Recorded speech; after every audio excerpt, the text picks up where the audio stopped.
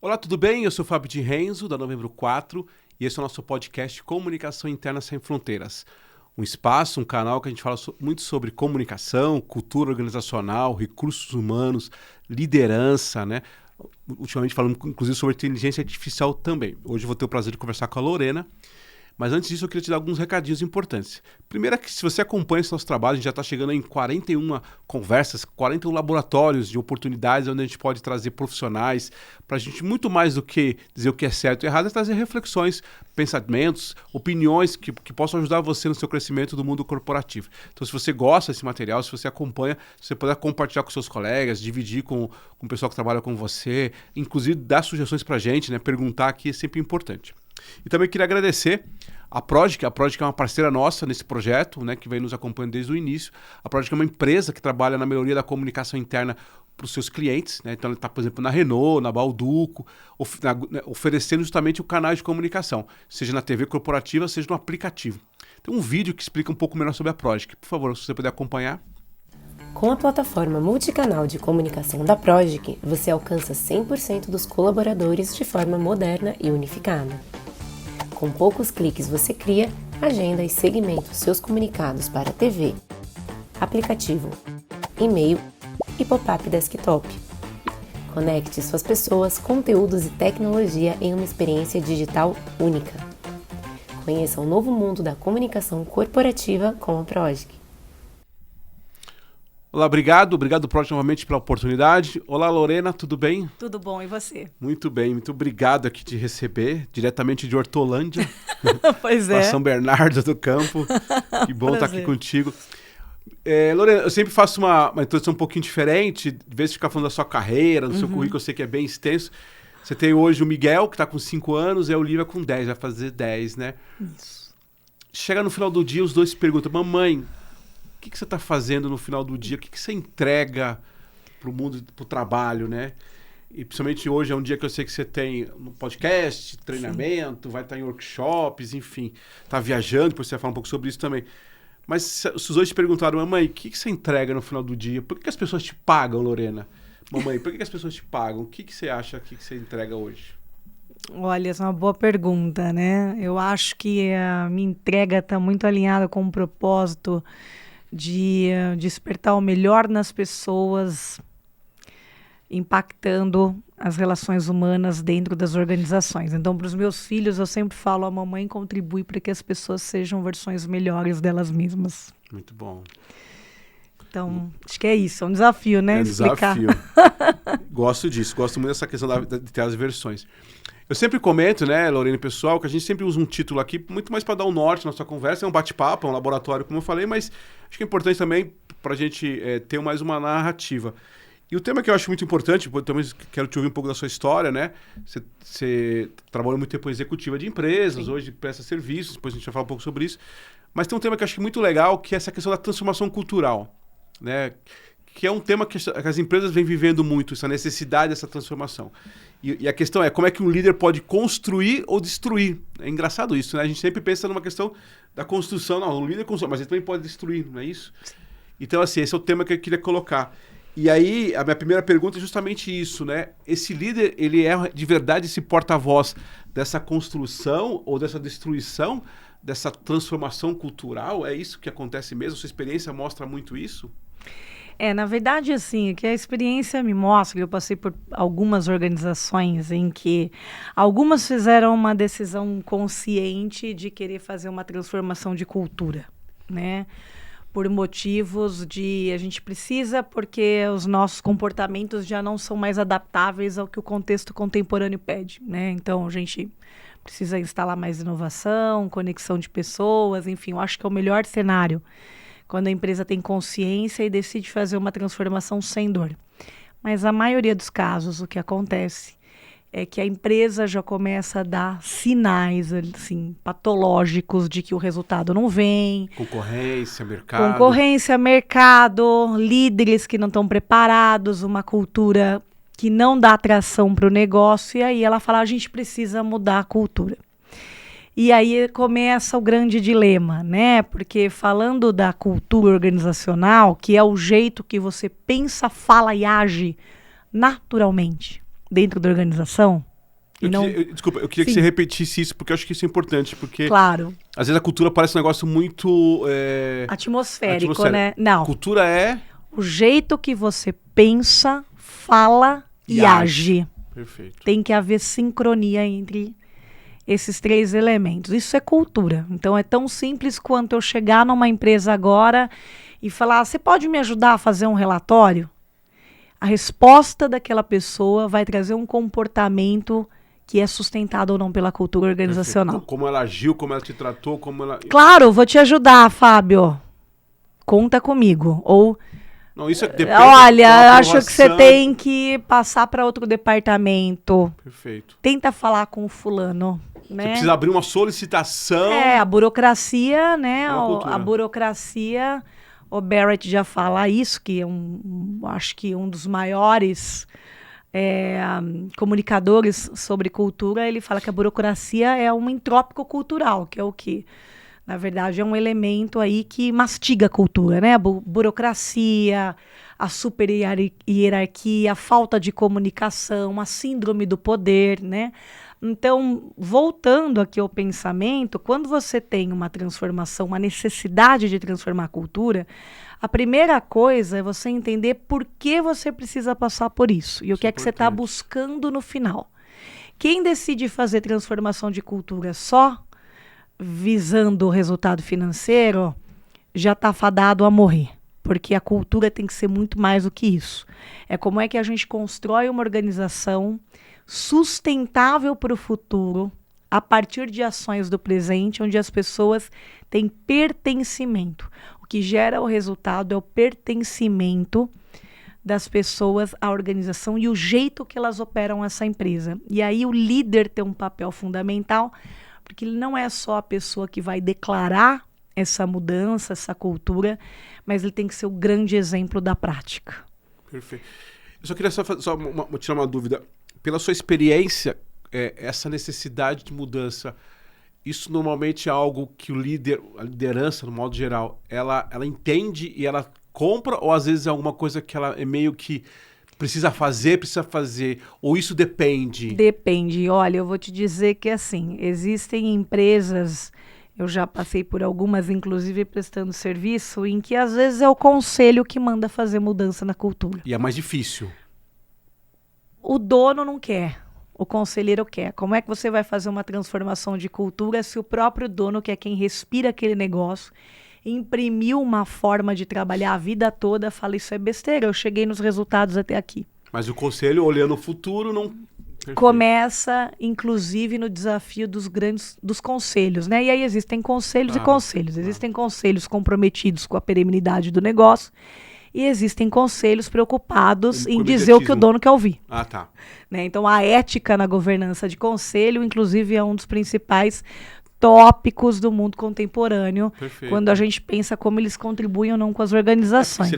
Se ele só fala aquilo que o dono quer ouvir, não necessariamente o compromisso dele é com a empregabilidade, né? Isso. E não com o futuro da organização. Ou com a situação imediata ali, exato, né? Exato. E é difícil, não é fácil. Né? As disfunções nos conselhos estão aí para dizer, mas eu diria que assim, a cultura organizacional, depois do episódio pandemia, ela está escancarada, né? Porque assim, os fenômenos sociolaborais que aconteceram no pós-pandêmico, como o quiet quitting, que foi a desistência silenciosa. Eu posso contar com o Fábio, não sei se o Fábio está ali, ele já não vê a mesma necessidade que a gente via antes de trabalhar para conseguir. Isso. As necessidades são outras, e até a parte do movimento que começou nos Estados Unidos, que foi o Great Resignation, ou a Grande Debandada, né, onde mais de 500 milhões de pessoas pediram demissão porque não topavam mais aquela cultura tóxica. Não é que pediu porque queria trabalhar, que já tinha outro emprego, não, né? Não, exatamente. Né? O MIT publicou na época uma pesquisa interessantíssima, onde 70% dos casos de saída das empresas estavam relacionados à falta de interesse das pessoas em permanecerem num ambiente tóxico. Isso. Recentemente teve uma pesquisa que 40% dos pedidos de demissão no Brasil já somam um motivo de saúde mental e ambiente tóxico. Então, assim, Quem não prestava atenção, agora está prestando atenção na cultura, porque ela tem um significado diretamente monetário no bolso do acionista e do dono. Então, muita empresa está acordando agora e olhando para dentro de casa e falando: o jeito que eu incentivo, produzo, trabalho, é sustentável para eu continuar com essa empresa mais 20 anos? E aí onde essas empresas precisam de ajuda, e geralmente é onde a gente entra para ajudar. Eu acho que, não sei se você concorda, talvez antes até da própria pandemia, até por um pouco no nosso histórico industrial, existia essa questão da cultura meio lúdica, né? Era aquela coisa, às vezes até romantizada. Abstrata, né? Uhum. Que, tá tudo bem, né? Eu tô ganhando dinheiro, eu tô fazendo, é o nosso jeito de ser, né? A gente trabalha assim. E com a pandemia é bem colocado, porque você traz uma outra leitura, e aí transformação cultural não é só uma questão bonita ou de necessidade, é de dinheiro mesmo, é de sustentabilidade do negócio, é de empregabilidade, é de manutenção do emprego, inclusive de sustentação até de retenção de talentos, né? Total, na verdade, assim, né? E aí, só voltando, por que a cultura foi escancarada nesse processo? Porque quando a gente passou pelo processo pandêmico, a morte bateu na porta muito próximo, né? De todo mundo. Todo mundo conhece alguém que, infelizmente, adoeceu ou faleceu por Covid. Então, as pessoas começaram a parar e a perguntar: faz sentido? Segunda-feira eu ir para essa empresa sendo tratado dessa forma, vendo essas coisas que não são compatíveis com o meu valor por causa de uma folha de pagamento, né? Então, inclusive tem um livro maravilhoso de um autor que lançou na época que chama Dying for a Paycheck, né? Que é mais ou menos de morrendo por um molerite, onde ele fala de histórias de pessoas que tiveram problemas seríssimos, né? De saúde, de depressão, em detrimento de estar em ambientes tóxicos. Agora, veja, a cultura é tão importante para criar um ecossistema saudável, porque se você não está num ecossistema saudável, o que é um ecossistema saudável? É onde você pode falar, é onde você pode ouvir, é onde você tem opinião, onde você consegue trazer a si mesmo com respeito, né? É onde você sente a vontade de trabalhar. Então, a cultura ela é tão importante que ela está diretamente relacionada ao combustível do quanto o teu colaborador vai trabalhar ou não. E pessoas infelizes não produzem. Perfeito. Pessoas felizes produzem. Não é frase de autoajuda, é estatística e dado. Tanto que a gente trabalha e acaba prestando serviço muitas vezes para fundos de investimentos que fazem compras de empresas e culturas. E 70% dos casos de M&A, tem um estudo global, não dão certo, porque quando uma empresa compra a outra, ela deixa de considerar a cultura da outra. Então, ela faz uma aquisição, e aí tem um monte de empresa que a gente conhece, né, que não deu certo, ou que houve um processo de canibalização. Então, eu vou lá e pego a cultura do outro, e aí quem sofre é o colaborador. Ou eu até posso fazer culturas de assimilação, né? Mas a cultura é tão importante, o que eu quero dizer? Que ela sai do bucólico, do abstrato, que hoje, na hora de você fazer um processo de due diligence, né? Que é um processo de avaliação, se você quiser vender tua empresa, fazer uma fusão, existe um pilar lá do relatório que se chama força cultural. Então, o que a gente faz também? A gente acaba olhando, assim, qual é a força da cultura daquela empresa. Por quê? Se você faz um investimento, compra, ou faz uma fusão com uma cultura flácida, você desconstrói o valor monetário. Porque imagina que eu sou uma cultura onde as pessoas tem felicidade no trabalho, onde as pessoas se sentem bem, é produtiva, uma empresa que tem baixo refeito, produtividade alta, eu acabo comprando uma empresa, uma cultura tóxica, os líderes que não desenvolvem pessoas, onde eu tenho uma taxa de turnover absurda, absenteísmo, não tenho gente engajada, eu vou passar muito mais tempo tentando resgatar um ambiente organizacional daquela fusão, daquela compra, do que criar sinergia e musculatura para combater o mercado e crescer o meu negócio. Então, do ponto de vista econômico, né? E do ponto de vista financeiro, cultura constrói ou destrói valor. Perfeito. E os responsáveis dessa cadeia, e não dá para falar que é só o que o conselho vai trazer como opinião ou não, qual é o consultor que vai ajudar, mas é todo o ecossistema. Porque não adianta o líder ser um grande promotor da transformação cultural se o colaborador também não se engaja.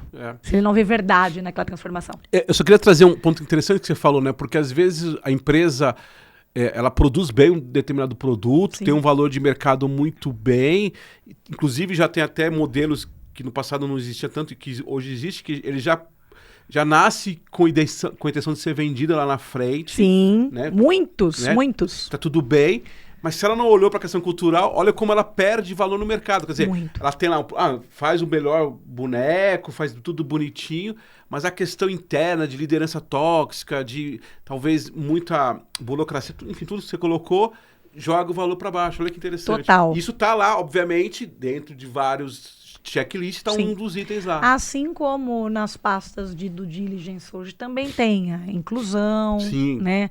O ESG, com toda a polêmica que isso traz ou não, de empresas tirando ou não o investimento, que isso aconteceu recentemente, né? Então, assim,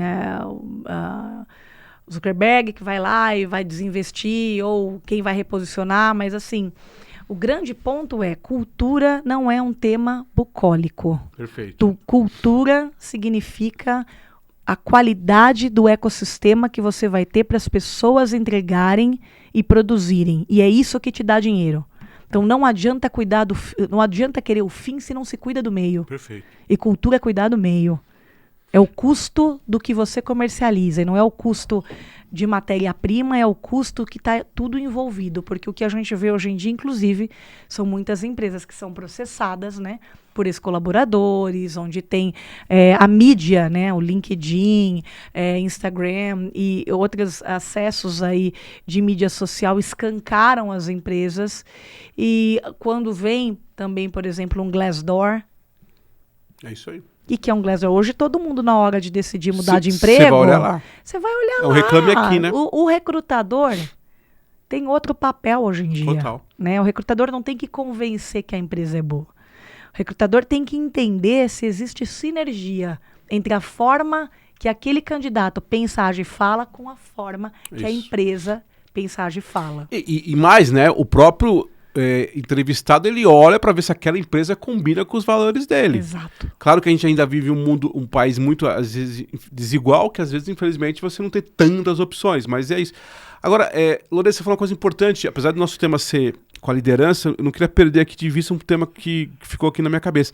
Você falou muito do colaborador, né? Claro, a gente vai voltar a falar da liderança, que é um papel fundamental, mas o colaborador... No bom sentido, ele é um agente também disso, né? Nossa, super potente. Tanto no sentido, às vezes, que é o potencializador como o detrator, né? Que a gente fala Construtor e destruidor. Que a gente fala muito sobre isso. Sim. Qual que é a sua leitura especificamente sobre de novo a gente volta depois na liderança, tá? Sim. Mas sobre o colaborador, aquele que está no dia a dia, o analista, o operador, o cara do chão da fábrica, enfim, o cara de vendas, do jurídico, qualquer área, sem nenhuma distinção. Qual é o papel desse cara nessa construção dessa cultura? Viver essa cultura intensamente. Se o colaborador ele não recebe estímulo do líder, né? E estímulo pode ser desde coaching até o treinamento, até as diretrizes das políticas organizacionais, a conduta. Mas se o colaborador não tem aderência àquela cultura, eu já presenciei casos de sabotagem. Então, por exemplo, o colaborador, você está tentando colocar uma cultura mais ágil, de velocidade, né? Pode haver, sim, elementos do próprio colaborador ter resistência, dele ser um agente de risco, dele não se engajar no processo. Agora, um colaborador é fácil, né? Vai lá e tira o cara. E quando você tem um ecossistema? Né? Então, a gente já viu vários casos, por exemplo, de equipes que se rebelam e falam, olha, isso a gente não vai topar, né? Então, existe o mecanismo, ele é universal. Um líder sozinho não transforma a cultura. É como se fosse uma orquestra. Sozinho, o maestro não toca, por mais que ele conheça os instrumentos, né? E sem o maestro, você não tem uma harmonia, você não tem uma música bem regida. Então, às vezes eu vejo que as empresas estão muito mais preocupadas em trabalhar durante a transformação cultural ou uma coisa ou outra, mas tem que ser os dois juntos. A potência do líder com o colaborador é o que vai fazer sua cultura tomar força. Então você tem que preparar a organização. E a organização, a gente está falando da parte interna primeiro, mas depois tem os seus stakeholders. Super. Né? Acho que talvez isso que eu ia chegar nessa outra pergunta. Porque também esse trabalho em conjunto, porque também às vezes o colaborador não foi informado, o colaborador não foi avisado. Sim. Né? Claro que tem aquelas pessoas que são detratoras por várias questões, mas talvez essa seja a fórmula que você falou, é trabalhar junto, né? Porque, inclusive, eu não sei se na minha área de comunicação, eu acho que existe uma falha quando se define uma estratégia de cultura no board, por exemplo. Sim. Você já deve ter vivido muito isso. E aqui não estou dizendo se é certo ou errado, mas define uma estratégia. E aí, a partir de agora, tem que fazer um deployment dessa cultura para toda a empresa. Quer dizer, a gente não viu o colaborador, não colocou, não participou. É um erro, assim, colossal. Colossal. E aí você diz assim pro cara, a partir de agora, até pegando o exemplo anterior que você falou, a gente vai ser uma empresa, não vai usar mais o crachá amarelo, vai usar o crachá vermelho. Uma coisa muito simples, né? Mas por quê? Você não me perguntou o que está acontecendo, né? Então, acho que tem um pouco disso. Sim. Mas, ao mesmo tempo, você falou bem, não é também só olhar pro colaborador, acho que tem que ser esse trabalho uma engrenagem. Junto, uma engrenagem. Mas, engrenagem. Assim, só para te perguntar, você vê muito isso ainda, né? Muito. Só os líderes definem o board, definem assim, a partir de agora vamos ser uma empresa ágil. Sim, total. Na verdade, assim, as empresas só são eficientes durante transformação cultural quando elas têm a capacidade de engajar todo o ecossistema. E aí eu estou falando do conselho até o colaborador com o cargo de menor complexidade. É a coerência e a consistência que faz a cultura ser transformada ou fortalecida. Porque cultura não é só transformação, ela é gerenciável. É isso aí. Né? É como saúde financeira da empresa. Você não vai olhar o teu indicador financeiro só quando você está em déficit, né? Você vai fazer a saudabilidade. Cultura é a mesma coisa. A voz do colaborador é essencial, porque é ao escutar o colaborador que você vai sentir e perceber os gaps de resistência, o mapa dos riscos de implantar. Então, vamos supor que a gente é uma empresa que vem tomando decisões internas e a gente quer profissionalizar a sua organização e a gente quer trazer mais tecnologia.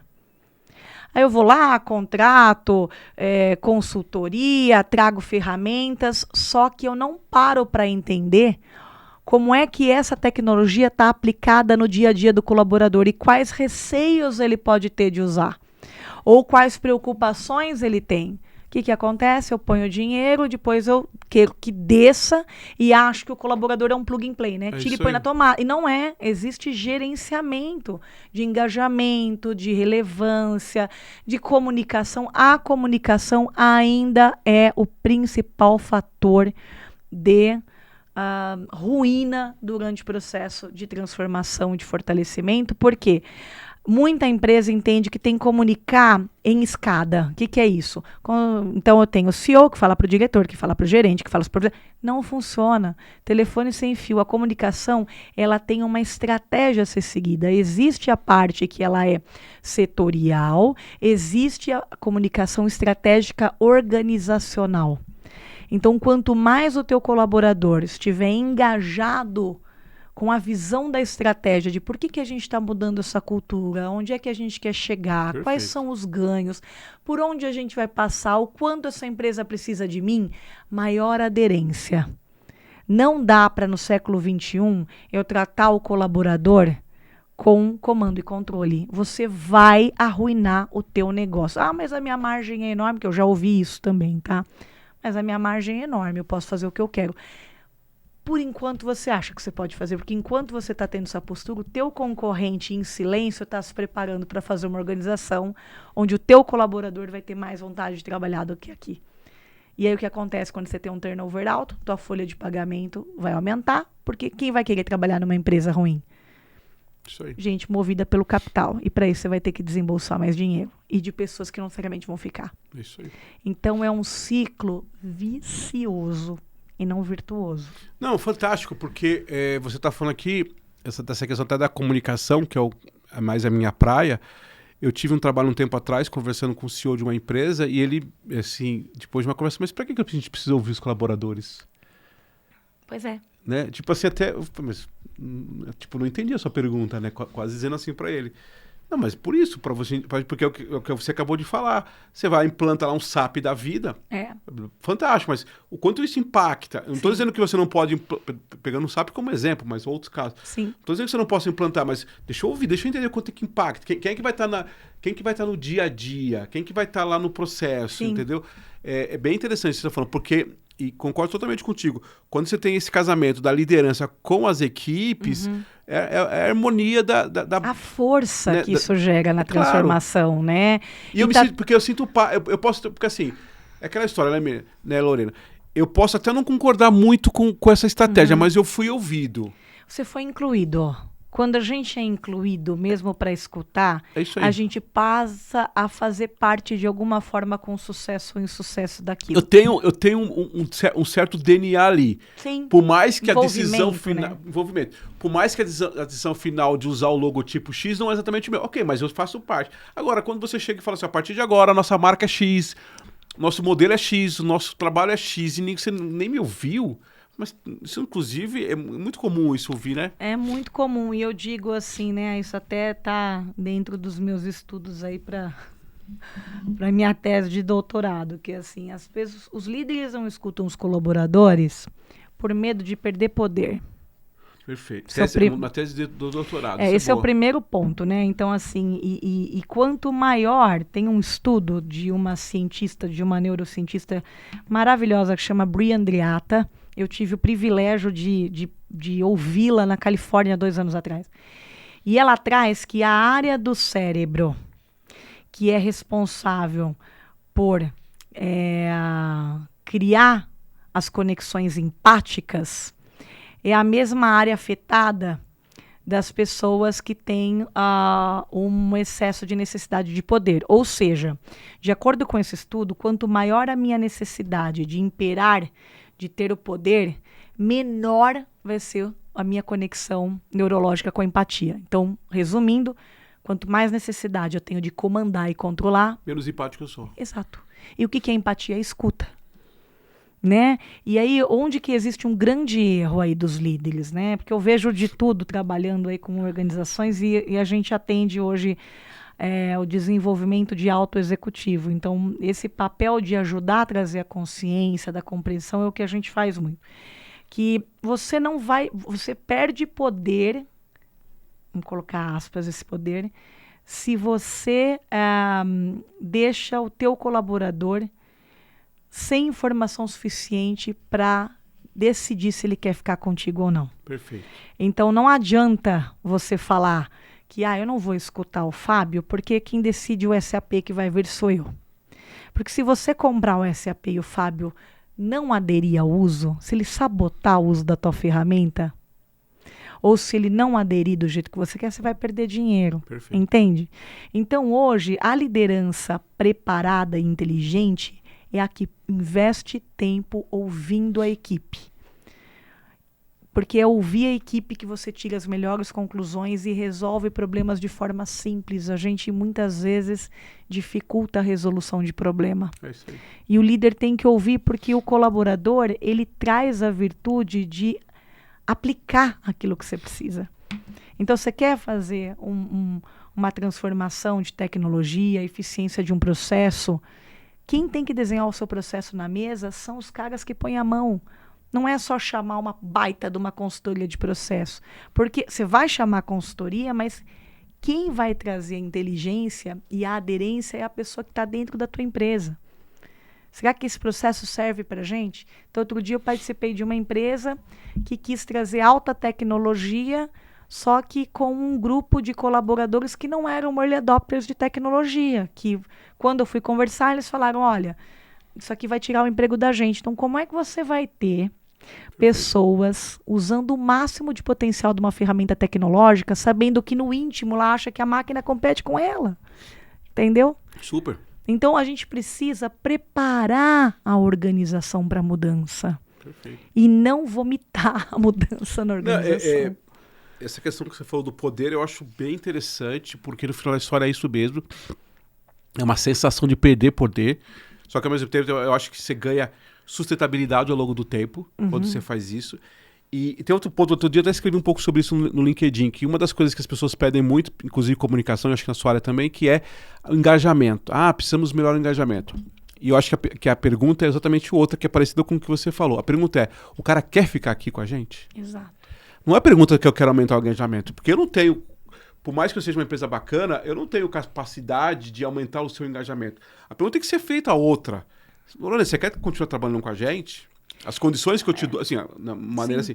E aí você traz muitos elementos interessantes. Porque o que você está trazendo aqui, me vê assim, abriu aqui várias abinhas aqui. Quantas vezes a gente fez isso? Você vai instalar um programa novo, mas ao mesmo tempo o cara se sente que é o lugar dele, né? Eu sou muito próximo de RH, vi muitas vezes isso. Um processo novo de folha de pagamento, por exemplo. Você tem 10 pessoas na folha de pagamento hoje. São as pessoas fazendo aquele trabalho braçal. Sim. Obviamente, quando você olha de fora, aquele sistema ele vai ganhar. Só que como é que você quer que aqueles caras, aquelas 10 pessoas que se sentem, como você acabou de falar agora, que vão perder o emprego dela, ou pelo menos aquele formato que estava sendo feito, e você não avisa os caras. E você quer que o cara esteja engajado? Então é difícil. Então conversa, explica. Enfim, eu acho que é bem isso mesmo, né? E aí, como você usou esse termo, você vomita o negócio e diz assim, mas a minha galera não tá... Claro que você não vai estar engajada. Você quer que o motorista, no primeiro momento, vai todo mundo comprar a ideia do carro autônomo, se você não conta para ele como é que a gente vai lidar com isso? Exato. E aí você está tocando num ponto que, para mim, é um divisor de águas. Não existe aumentar engajamento. Existe você pensar e agir coerente do que motiva no dia a dia o teu colaborador. Então, por exemplo, eu vejo muitas vezes assim, final de ano. Vamos fazer uma festa de final de ano, vamos trazer uma banda. O cara até vai, mas pergunta se na hora de erguer a taça meia-noite ele não está pensando em preciso trocar de emprego. Isso é engajamento. É isso aí. Não é a presença na festa da firma, né? E o engajamento, eu falo que é igual uma relação afetiva, né? Então você tem lá teu marido, tua mulher, você não vai falar, olha, como é que eu faço para você me amar mais? A meta é me ame mais daqui a um mês. Você constrói momentos de conexão. Dá trabalho, sim, claro. Leva tempo, mas os laços que são construídos são muito mais duradouros do que iniciativas estanques. É isso aí. Né? Então, acho que esse é um ponto. O engajamento, e para mim, a premissa do engajamento, você falou muito bem, é o que eu posso te oferecer, não só em atributos extrínsecos, como fala o Daniel Pink, né? Que é monetário, reconhecimento, viagem, cargo. A minha cultura, o jeito que eu penso, os meus valores, os meus princípios encontram-se com os seus. Isso aí. Você vem trabalhar motivado a entregar um trabalho para uma empresa que acredita nisso? Se sim, o engajamento começa daí. Agora, ninguém faz plano de desenvolvimento para valores, né? Pegando um pouco de cultura. Então, eu sempre falo isso. A gente tem que... Outro dia chegou uma ligação para mim de um executivo. Falou assim, a gente tem que engajar o meu diretor na cultura. Eu falei, engajar em quê na cultura? E eu quero fazer uma diferença, que é um divisor de águas aqui para quem está escutando. Engajar nos princípios é uma coisa, engajar nos comportamentos daquele princípio é outra. Vou dar um exemplo. Princípio, ética. Não tem PDI para ética, né? Você vai fazer um plano de desenvolvimento. Olha, Fábio, você tem que ser mais ético nas relações humanas. Eu não vou engajar. Eu cheguei para o CEO e falei, olha, sobre princípios, ou a pessoa tem ou não tem, é intrínseco, está dentro dela, nasceu com ela, com a família. Agora, eu preciso ajudar o meu diretor a se adaptar a comportamentos daquele princípio. Então, vamos supor que um princípio da empresa seja inovação. Como é que eu ajudo o meu diretor a ter pensamento tecnológico? Aí sim. Tudo bem. Porque eu estou falando de uma competência. Super. Então, a gente engaja competência. A gente e às vezes está no meu segmento, está no meu mercado, porque às vezes eu trago um profissional que não necessariamente tinha aquela perfeita. E você desenvolve, às vezes com sucesso, às vezes não. Tem gente que não nasceu para aquela competência. Então, por exemplo, como é que a gente ajuda alguém... você precisa ajudar o meu diretor a ter gestão de pessoas. Eu falo, o quê? Ele não gosta de gente. Eu falei, amor, ele está no lugar errado e está sofrendo. É isso que as pessoas não entendem. Também tem isso. Não deixe a pessoa sentada numa cadeira em que o que você pede para ela não é o que ela quer dar naturalmente. Para tudo na vida. É isso aí, perfeito. Se você... isso é para afagar o teu ego. Eu contratei a Lorena, ela não gosta de gente, mas ela entrega, mas eu quero que ela seja a melhor gestora de pessoas. Ela não vai ser porque ela não tem interesse em se relacionar. O interesse dela é consultivo, é se entregar, é entregar o trabalho, é ser processual, é ser técnica, não é criar gestão. Entende? Então, assim, a gente tem que tomar cuidado com isso também e a cultura se define, se sustenta nas escolhas do dia a dia. São as tomadas de decisões das pequenas coisas que vão fortalecer ou destruir valor na tua cultura. Isso é fato, até porque tem um provérbio judeu que fala assim, a gente não tropeça nas montanhas, a gente cai nas pedrinhas.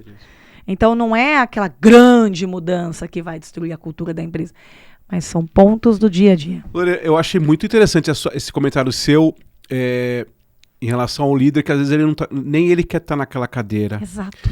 E aí assim, a gente também já trabalhou muito no mundo corporativo, já prestou trabalho para várias empresas. Sabemos que às vezes tem sim, o que se chama muito hoje do tal do líder tóxico, né? Mas eu confesso que às vezes eu tenho uma certa aversão a esse comentário, porque eu acho que às vezes também esse líder, às vezes ele está num lugar que não é para estar, porque foi colocado, tudo bem, ele poderia ter dito que não, mas você sabe que não é bem assim que funciona no mundo corporativo. Sim. E às vezes ele está numa posição que ele não consegue entregar mesmo, ou ele tem uma característica muito operacional, ele não consegue ser muito estratégico, ou vice-versa. Todo dia eu escuto isso, todo dia. Nossa, aquele cara aqui, o diretor senta para ficar fazendo e-mail pra gente. Ele tinha que pensar mais estratégico. Ou ao contrário, nossa, ele não consegue, ele é só estratégico e tal. Então eu acho que é um pouco disso também. Acho que é muito legal essa sua observação. Acho muito importante trazer esse olhar, que é um pouco até de um certo acolhimento a esse líder, né? Sim. Às vezes ele tá numa cadeira que não é dele, Sim. por N fatores. E tudo bem, às vezes é até uma culpa dele também, mas é do mercado, da carreira, do trabalho, não sei se, mas eu acho que é importante isso, né? Sim. E às vezes a gente cobra um comportamento, uma resposta de alguém que não consegue dar. E você já foi executiva em grandes empresas, sabe? E às vezes é difícil você, como uma executiva, levantar o braço e dizer assim, eu não consigo entregar isso. É difícil também, né? Fazendo até um pouco do papel aqui, um pouco Sim. intermediário para esse líder, né? Por isso que quando eu vejo essas situações assim de disfunções, e claramente quando a gente chega para fazer assessment nas empresas, às vezes os presidentes, os conselhos falam, olha, eu queria que você me falasse se o fulano serve ou não serve. Isso aí. Falei, eu vou te falar isso? Você precisa de uma base técnica para concluir aquilo que todo dia de manhã você tem certeza. Você precisa de alguém de fora. E assim, é claro que existem técnicas que a gente entende, comportamento, entrevista, não estou falando que esse trabalho não é seríssimo, inclusive, mas às vezes existe tanto próprio, e aí não é só o executivo, qualquer colaborador, ele não tem a coragem de falar, não me encaixo. É isso aí. Como o próprio líder também não tem coragem de assumir que ele não se encaixa. E aí você cria uma disfunção na organização. Por quê? Lembra que uma organização é uma engrenagem. Então, se você mantém uma pessoa que não dá certo numa cadeira, outras dependem do trabalho dela para entregar valor. É isso aí. E aí você acaba fazendo o quê? Os bons... Os que são engajados, os que querem entregar, os que têm proatividade, começam a questionar o ecossistema.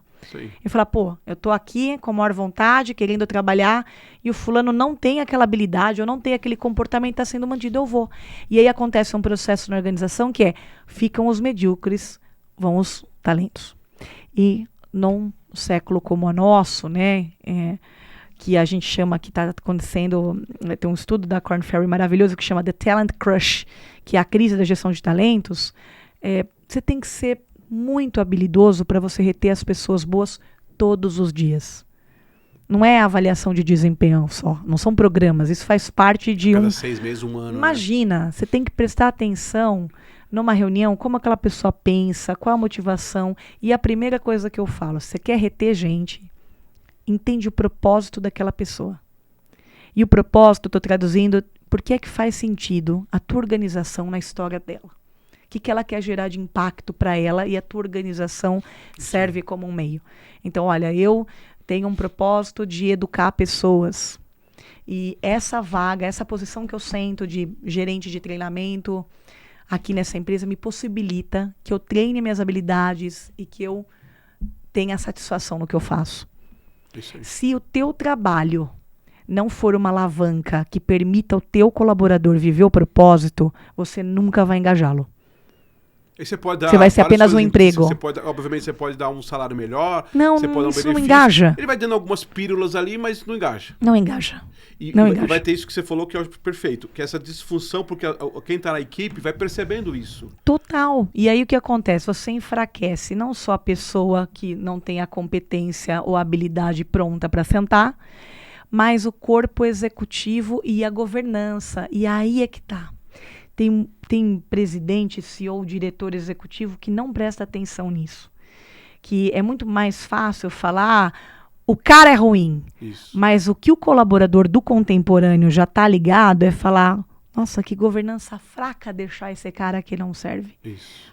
Qual é o meu futuro aqui se o próprio board, se o próprio corpo executivo está mantendo isso? Né? Então você tem um enfraquecimento de quem deveria ser admirado, que é a governança da organização, que é o diretor, que é o presidente. O colaborador, ele questiona isso. Ou você tem aquilo que acontece muito também, infelizmente, que é esse líder, esse profissional, enfim, ele, até por uma necessidade, às vezes, de sustentabilidade do negócio, ele vai se adequando àquela normalidade, a essa mediocridade, né? Sim. Eu teve um caso uma vez de um cliente que ele falou isso, trouxe uma pessoa do mercado, uma mulher muito boa, que as primeiras semanas falava assim, nossa, eu acho que ela não está se adaptando à nossa cultura. Porque ela tinha uma visão, né? Ai, que ótimo, que maravilhoso você dar a oportunidade para falar sobre isso. E aí, mas olha só como, aí quero te ouvir, porque essa foi a forma que ela lidou com isso, né? Sim. E aí, nossa, ela não está se adaptando. E aí começou nessa linha que você está falando aí. Nossa, eu acho que não vai dar certo, porque a gente trouxe ela com uma expectativa e ela não está se adaptando à nossa cultura. Ela tem uma visão diferente da nossa cultura. Passaram umas 2, 3 semanas, um mês, eu voltei lá. E aí, como é que tá a Lorena, né? Nossa, acho que ela tá bem agora. Agora acho que as coisas estão funcionando bem. Na verdade, ela começou a se silenciar por uma questão natural. Cada um, de novo, eu não vou aqui entrar no se proteger, né? Se proteger. Cada um sabe onde a dor Sim. do sapato. Questões pessoais, financeiras, Sim. enfim. E ela foi se adaptando àquela cultura medíocre. Então, assim, eu trouxe uma potência do mercado. Nossa, eu vi muito isso acontecer. Uma potência do mercado. E aí, de duas, uma, ou essa potência vai embora rapidamente, porque ela fala, não quero ficar aqui, ou ela acaba se acomodando e fala, tá bom, é aqui que eu tenho um salário Sim. X, dependendo da situação, eu tenho um plano de saúde, moro próximo. Isso acontece muito ainda. Meu Deus do céu, como acontece. Inclusive, isso até é um produto que a gente ajuda as empresas, que é o onboarding de novos entrantes, porque assim, só para trazer, né? Quando eu tive a oportunidade quando eu fiz especialização fora do Brasil, em Harvard, a gente estudou o comportamento das pessoas que entram nas empresas e o impacto. E tem um autor, que é um professor maravilhoso, que chama Boris Groensberg, que ele escreveu um livro que eu acho que todo mundo que está assistindo aqui deveria dar uma folhada, que chama O Mito da Portabilidade de Talento. Ele foi para Wall Street estudar todos os caras mais maravilhosos do mercado financeiro em momentos de transição de carreira. E aí ele foi acompanhar esses executivos que eram estrelas, chama Chasing Stars, o livro, inclusive, quando mudavam para outra empresa. E alguns deles tinham performance medíocres, mesmo sabendo que entregaram resultados incríveis em Wall Street. E ele chegou à conclusão que um cara excelente de mercado, um talento, poderia ter um desempenho medíocre se ele tivesse inserido numa organização com uma cultura de não aderência aos seus princípios. Porque que acontece, Fábio? Quando a gente traz um profissional de mercado, a empresa vem com uma expectativa enorme, coloca um capa de super-homem no cara e fala, resolva aqui um problema, você é o cara. Só que ninguém prepara esse executivo para dizer como a gente pensa. Até onde você pode ir? Tem coisa que eu não quero que Claro, você mude. claro. Tem coisa que não é interessante você mudar. Não mexe nesse vespeiro aqui. Claro. Aqui sim. Olha, cuidado com a forma. Eu já vi muitos executivos caírem que chegaram dando uma de estrelas e depois de um mês... Perfeito. Um mês. Eu vi um caso de um mês que a pessoa chegou e falou, não quero que essa pessoa entre na minha empresa. Eu fui falar com o senhor e falou... A pessoa subiu na cabeça, mas por quê? Faltou ajuda tanto do RH, quanto do CEO, quanto dos líderes, de ajudarem a entrada das pessoas. Então, não necessariamente uma pessoa que é um talento numa empresa vai ser um talento em outra empresa. Cuidado com isso. A gente compra o capital humano muitas vezes, né, no sentido de pagar o passe, pagar maior salário, faz uma baita proposta e não foca na ajuda que a gente tem que dar de fazer uma imersão, né? Esse caso que você está falando, por exemplo, dessa profissional, será que vale o que eu estou pagando para ela? O silêncio custa quanto para uma empresa dentro de uma cadeira executiva? E aí a gente fala o que a Amy Edmondson fala em segurança psicológica, que é o profissional entra em estado de autoproteção. O silêncio é uma forma de me proteger. Por isso, se eu não vou mudar a montanha, eu vou acompanhá-la, né? E isso é cultural. Claro. Isso é cultural. Ah, mas Lorena, a gente não tem aqui na cultura, a gente não fala, por exemplo, que quando a pessoa está chegando, ela não pode fazer. Mas aí tem um Edgar Schein maravilhoso que ele fala assim, que existem traços da cultura que são visíveis e existem traços que são invisíveis. Vou dar um exemplo. Eu trabalhei numa empresa em que toda vez que entrava algum profissional novo, sem ter regra nenhuma, política nenhuma, meio que as pessoas tinham um comportamento de colocar os trabalhos operacionais para ele. Então tinha uma reunião, tinha que fazer uma ata, por exemplo. Ah, coloca para Lorena. Mas não estava escrito no valor, no princípio, na parede. Mas era invisível. Aquela coisa estagiária, né? E aí, quando eu fazia entrevista de desligamento, olha, por que você está saindo da empresa? Eu disse, então, porque aqui as pessoas, quando eu cheguei, me trataram como se eu fosse muito aquém da minha... É como se eu estivesse passando por um trote. Uma vez um executivo falou isso para mim. Isso. É como se eu tivesse que passar por um trote para me adaptar. Quando, na verdade, o como a gente recebe as pessoas é o que vai contar muito no quão rapidamente elas vão se engajar naquele ecossistema. Interessante isso, né? Não, muito interessante, porque tem um colega meu que aconteceu isso também, exatamente como você falou. E acho que tem os dois lados aí, né? A empresa não prepara o RH, os líderes, a carta branca que foi dada, ó, você está vindo do mercado, um executivo autoconhecimento, chegou na outra empresa e um mês o cara foi expurgado. Acho também quero te ouvir, acho também que também tem uma leitura do próprio executivo, sim, de uma habilidade de entender. Outro dia alguém me escreveu isso, eu até comentei. Alguém perguntou alguma coisa, que é a primeira coisa que você faria chegando numa empresa? A primeira coisa é ouvir. Total. Primeira coisa é ficar assim, sei que há uma expectativa de já dar resultado, mas cara, ninguém dá resultado, tem até um livro que fala sobre isso, né? Ninguém dá resultado em um mês, 20 dias. Então escuta bem, tenta entender essas entrelinhas. Sim. Dos cafés, essa coisa do trabalho, essas brincadeiras, isso, essas coisas, né? Leia a cultura. Leia a cultura.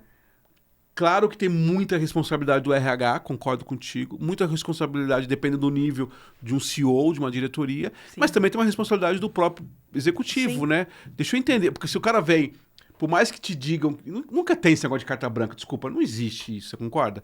É o que você falou, ó, tem um vespeiro aqui, cara, na área de compras, cara, não mexe com essa área de compras. Aqui você vai mexer num vespeiro, porque, ó, já tá funcionando, não sei se o cara quer mudar. Não, e aí, assim, você também já deve ter visto isso, né? Eu já vivi, inclusive, prestando serviço, depois eu fui descobrir. Aí você vai descobrir, depois de um tempo, que a área é o tio do cara, que é o líder. Ou às vezes, eu já vi esse caso. Não sei se você já teve já, e não só. Só que ninguém te contou isso antes, né? Não, e não só de. Uma vez eu fiquei trabalhando num projeto, foi engraçadíssimo isso, gente. Eu trabalhei 6 meses num projeto.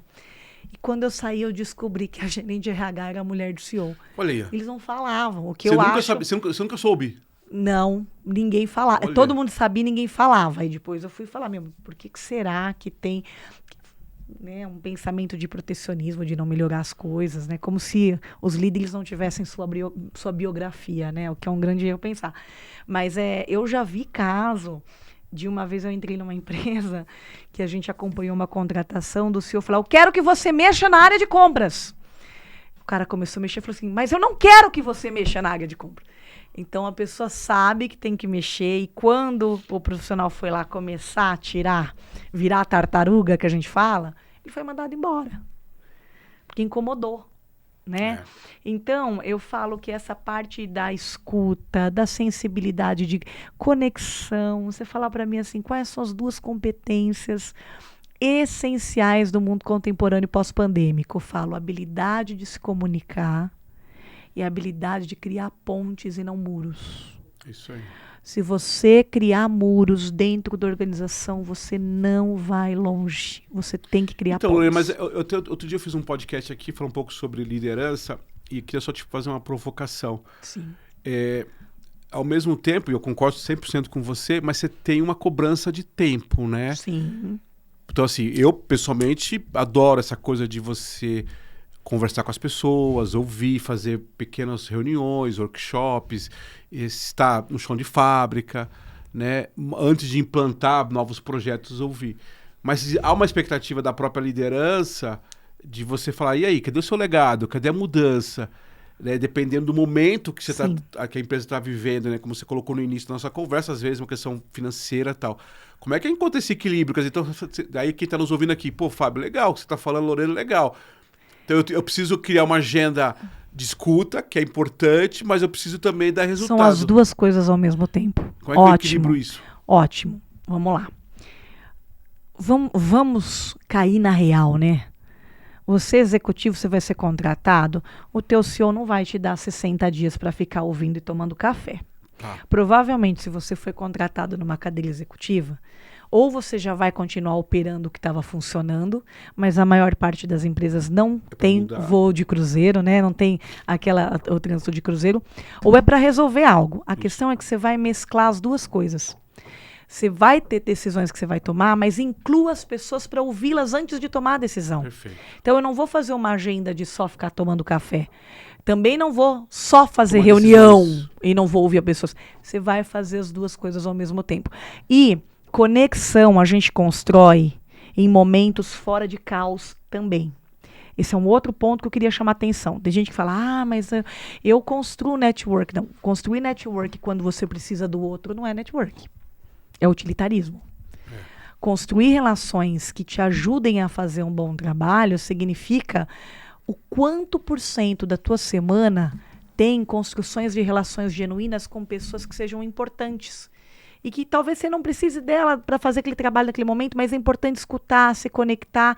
O mundo é muito redondo, né? E eu vejo uma falha enorme dos executivos. Então, o que eu diria é o seguinte, você chegou na empresa, não abra mão de também ouvir e conhecer gente.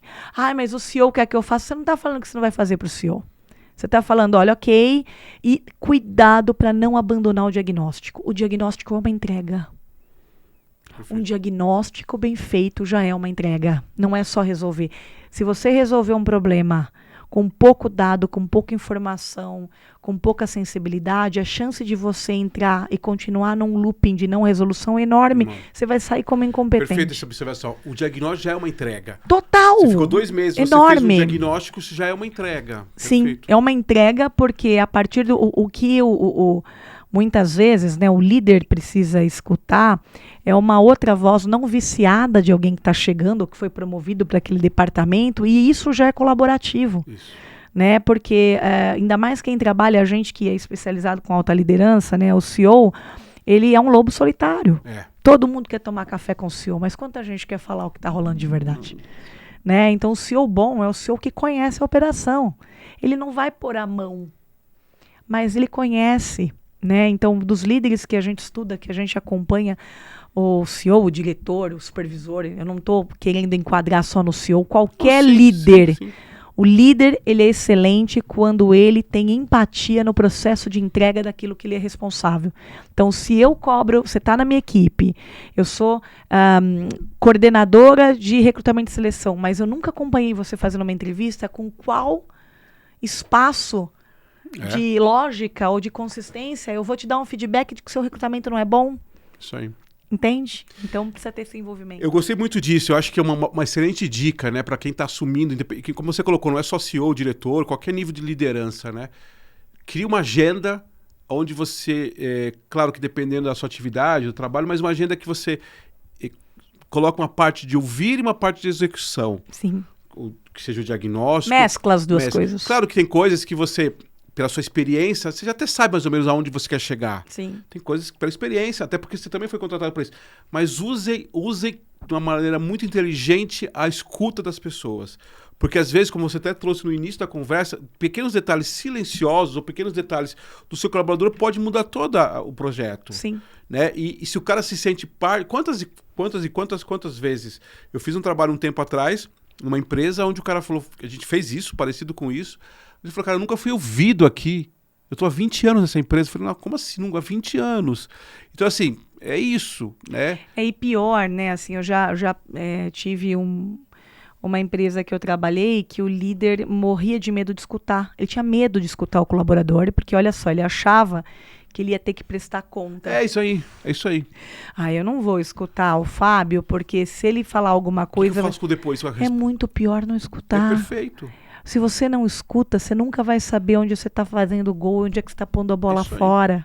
Né? Então, é muito mais sobre incluir. E a liderança, ela é inclusiva nisso. Ela traz o time para o jogo e não deixa no banco. Lorena, fantástico. Eu tenho aqui um quadro do nosso livro. Muito bem. Reflexões, provocações e dicas sobre a tal comunicação interna.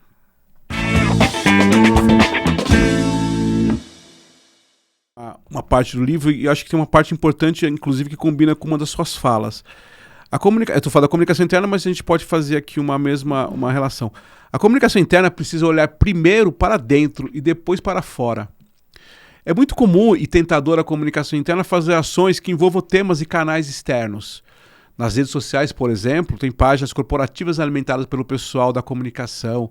Isso acontece no Instagram, no Facebook, né, nos sites, nos aplicativos. Por um lado é legal você ver a comunicação interna quebrando essas barreiras, né? Isso pode ser sensível quando bem organizado. Agora, a gente precisa olhar com atenção para envolver os líderes no processo de comunicação com as suas equipes, antes de olhar para fora.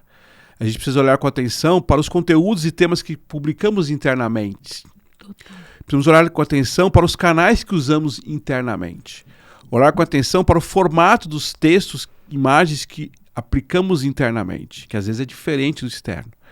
Olhar com atenção para criarmos espaço de escuta, né, como você falou, para os colaboradores. Enfim, quando olhamos primeiramente para dentro, estamos valorizando os nossos colaboradores, nossos times. Isso sim gera orgulho em pertencer.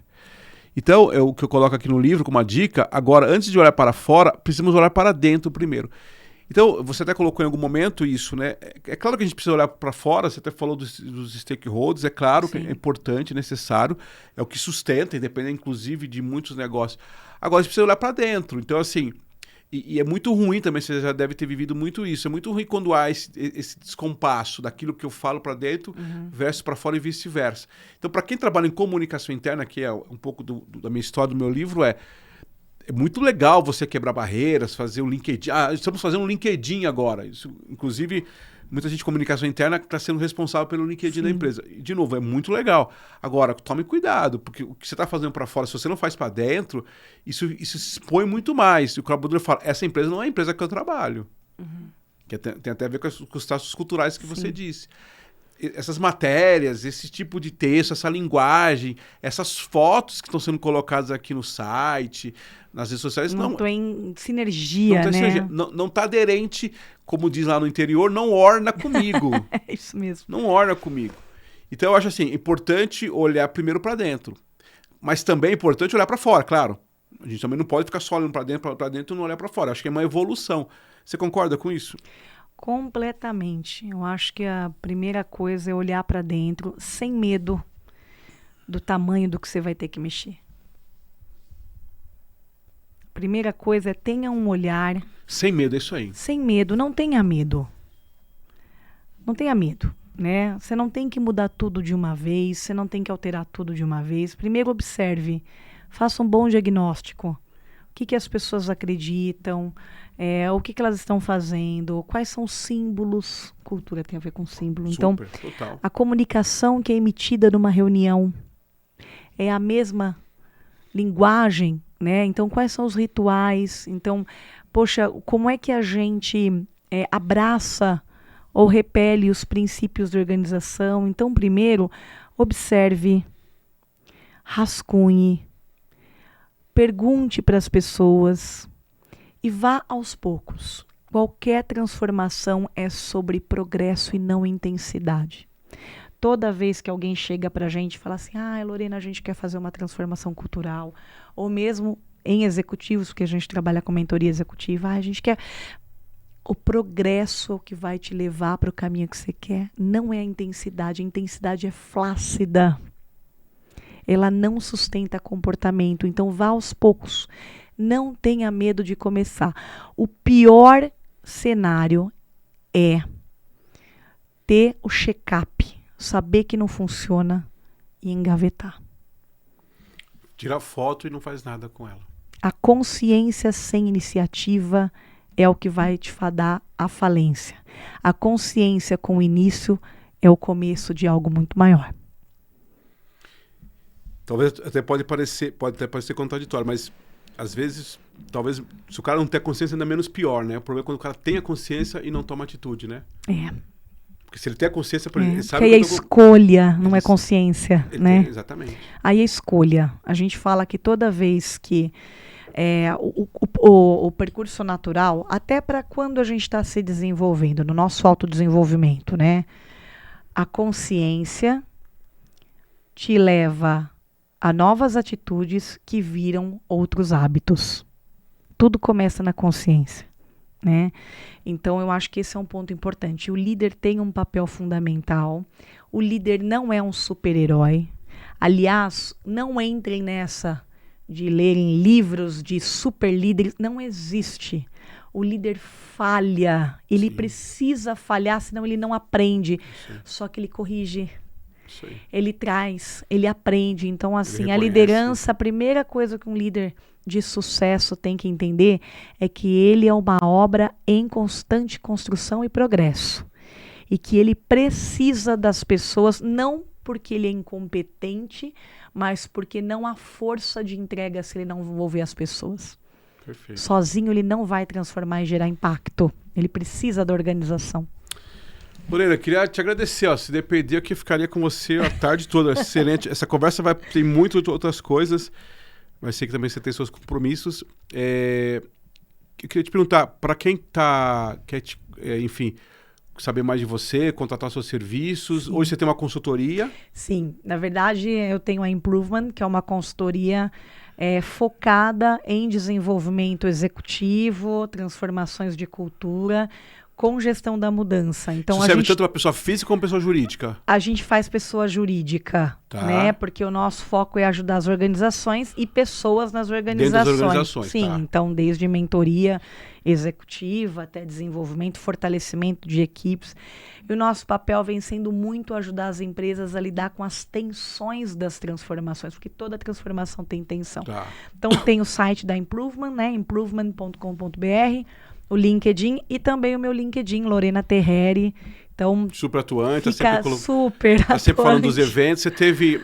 Você falou rapidamente, mas só para lembrar, você teve recentemente nos Estados Unidos, você está estudando, você está vendo... Sim, na verdade eu faço especialização em desenvolvimento de talentos e executivos, né? Então eu fui para Harvard agora finalizar um programa de desenvolvimento e estou indo daqui 2 semanas para um congresso internacional maravilhoso em Washington de desenvolvimento, onde eu estou super ansiosa, porque uma das pessoas que vão palestrar, além dos milhares de executivos incríveis que tem o mundo inteiro, tem uma pessoa em especial que eu quero muito ouvir, que é a Simone Biles. Olha que legal. E ela vai falar exatamente como é que foi a força de transformação. Ela que passou por um episódio, né? Super intenso de saúde mental. Perfeito. Com uma pressão gigante de trazer uma medalha, e virou o jogo e soube se respeitar. Então, vai ser muito bacana. Teve até uma atitude muito bacana nas Olimpíadas, reconhecendo a Rebeca. Não é liderança, né? Super. Saber dividir o pódio é para quem é nobre, né? Então, é para quem entende que a gente soma junto e não divide, né? Muito obrigado, Lorena. Eu que agradeço. Muito obrigado novamente. Obrigado, pessoal, que vem acompanhando aqui nosso trabalho. Espero que você tenha gostado. De novo, se você puder, compartilhe com seus colegas aqui. Acompanhe a Lorena nas redes sociais de Improvement também. Tá bom? Muito obrigado. Que tenha uma boa noite, uma boa semana para todos nós. Obrigada.